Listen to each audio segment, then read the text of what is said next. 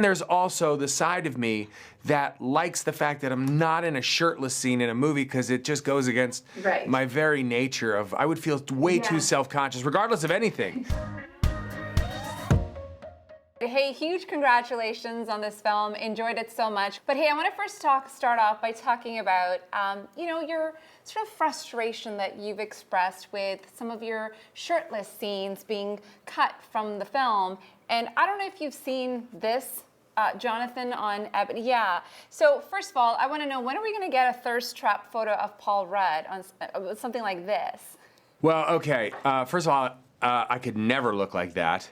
So, and I have no real, my frustration that when we, you know, Peyton cut those scenes, I was saying it in like an interview, they asked me, like, it's kind of double-sided. You put in so much work that to get to a place where it's like, okay, I think I could actually do a shirtless scene and it's in the movie, so you have to do it and you film it. But also, if it gets cut because you want to make the film shorter and make the thing just work better, I totally understand. And there's also the side of me that likes the fact that I'm not in a shirtless scene in a movie because it just goes against my very nature of, I would feel way too self-conscious, regardless of anything. And then I see Jonathan Majors, and I'm like, well, you know what? Thank God they cut those scenes. No, listen, I feel like you would hold your own, and you just have to own it. You know, it's been so interesting to watch you've had to play father to Cassie, you know, in 3 different scenarios. Like, what's it been like to kind of have this special bond and see it evolve through these films? Yeah, it's kind of cool to work on something and then continue over the course of many years. It's a little bit like doing a television show, which I've never done. I've never played a character over several seasons of anything. And it's nice because a character develops, the characters grow older, and you can spend a little more time kind of fostering that relationship and mining that territory. And I'm a father in real life, so I kind of understand that aspect. We are twinning. Hi. Are you seeing that? We are twinning. What is happening?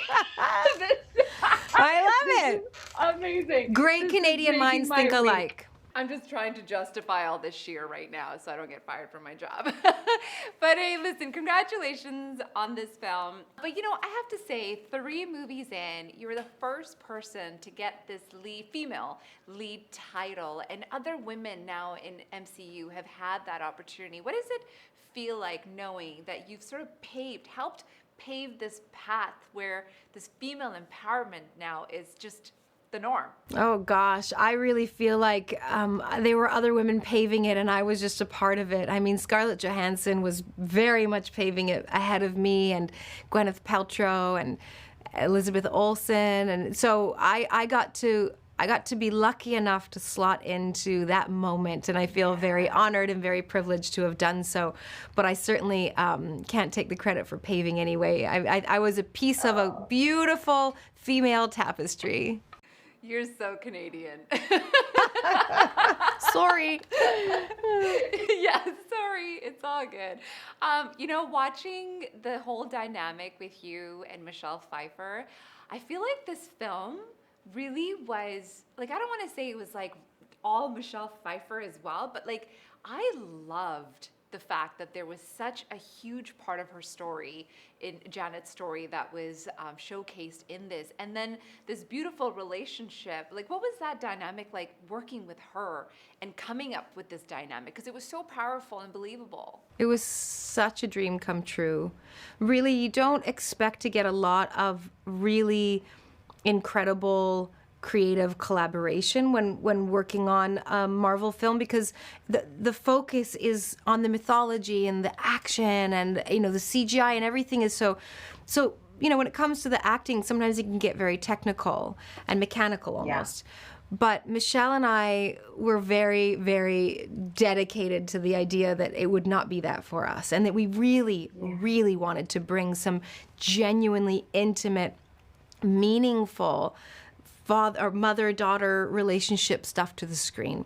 And off camera, we would riff together over what these characters were feeling and what they'd been going through together in the time between Janet coming back from the quantum realm and the beginning of Quantumania. And we were sort of building that backstory together. We really supported one another through the shooting of the film, which was, you know, really difficult shoot. And we got close. We got genuinely close, which was a massive, massive gift to me as a woman who has spent my whole career surrounded by men, where there's only so far you can go with the intimacy before it becomes inappropriate, you know, and so you sort of stay to yourself a little bit more. But to be able to dive headlong into this beautiful relationship with Michelle was a gift. Oh, it was phenomenal to watch. And hey, I know we're run out of time, but I say it's time for the Wasp solo. You know what I'm saying? I want to see the Wasp go on some serious adventures. Yeah, I can feel that. Yeah. I'm down with that. Yeah. I'm not. Okay. I'm here for that. I'm not against that at all. Amazing. And then I will show up wearing the same thing as you next time. Yes. I love it. Yes, we'll be twinning again next time. Like the video? Then hit the button, or better yet, drop us a comment. Then check out our latest videos here. And don't forget to subscribe by hitting the button here for more celebrity interviews and entertainment news.